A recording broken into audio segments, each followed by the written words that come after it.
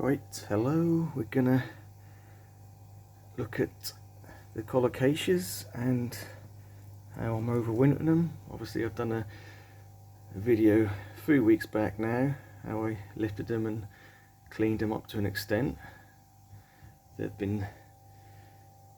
in the garden for a week or so to sort of get them into dormancy, keep them cool, so they go dormant and help to dry out a little bit. And I've brought them in next to the radiator here, just to let them dry out fully and stop any sort of damp and that. So what we're looking at is any dried old foliage you can take off at this point. These are all really dry now, so you can just knock off all the remaining dirt and dead roots and literally, pull back any dried dead matter. Obviously you're going to be left with a green stalk. These are still nice, rock solid, no giving them. If you've got any giving them, the chances are they'll rot out. They've got to be dry and rock hard. But as it comes to this green stem, you can cut that right back now, across there. So obviously we've got some that has sort of died back and obviously gone into dormancy, so I'll just pull that off.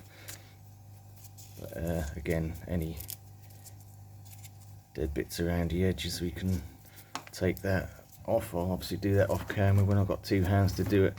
So just a matter of cleaning them all up. This one's really small, that's rock hard, so again just cut any green stalks off. Get all the debris off, so you're just left with the actual tuber or rhizome. And at that point I'll give you a demonstration. A little tiny one here, so it may or may not come through. It's very small. So when you've got your finished, say you've got your finished article there, so you've got the worst of the debris off, nice and dry, nice and hard. What I do is get your yellow sulphur powder, which is sort of a antifungal, and we'll get it in a little bag.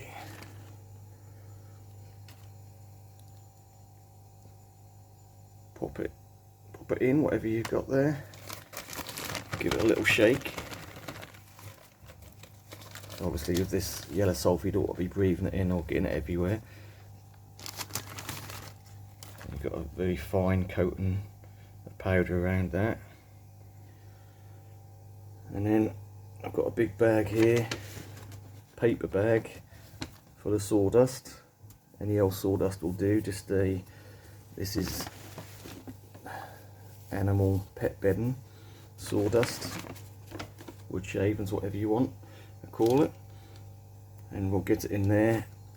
So again, paper bag, obviously breathable, will absorb any moisture. If you've got a plastic bag, it's going to hold in the moisture, whereas the paper will let it out, and also the nice sawdust will keep everything dry. So it's just a matter of going through these, cleaning them all up, giving them a shake with the yellow sulphur, and I'll chuck them in this bag. So we'll be putting all of these, this is a decent sized one, so I'll be putting all of these in this bag. I'll try and spread them out so they're not touching. So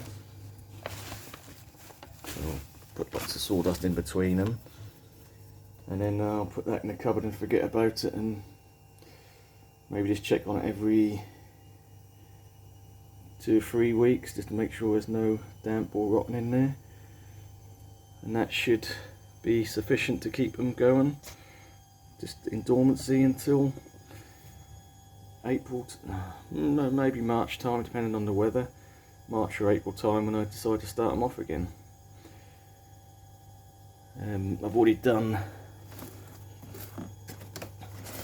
the caladiums here, so they're individually bagged because they're named species as such, or cultivars, so they're all separate. So don't muddle them up. But all these colocasia are, these are all Escalente, and there's a couple of the smaller ones, which are the ones I've got from supermarket food or vegetable aisle when they were doing them. So they don't get quite as big as the Escalente, but they're still very similar looking, just plain green leaves. So that is it. Yellow sulphur powder is just a little bit of an insurance policy. In general, if you've dried them out properly, there shouldn't be any problems. But again, if you've got, you know, a big tuber with lots of little ones coming off the side, the chances are if one of them rot out, that's going to start rotting into the big one.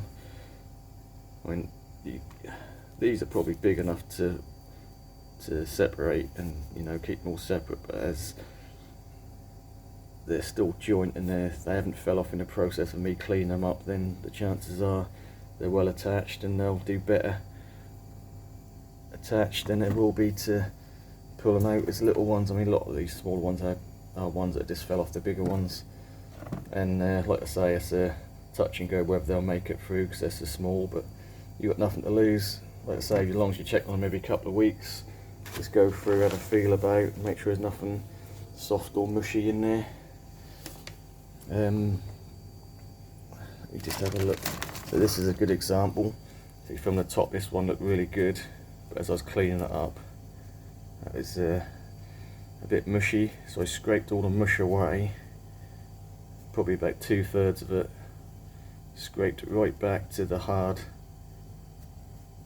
and they don't need much to keep them going again. So hopefully, even like I say, we've lost 2/3 of that one, chances are that'll still regrow again next year, take off any dead, and you can already see his little nub there, so that'll grow from that point. So yeah, that is about it really. So I'm just going to clean these up, bag them, and whack them in the cupboard. That's the stuff you want.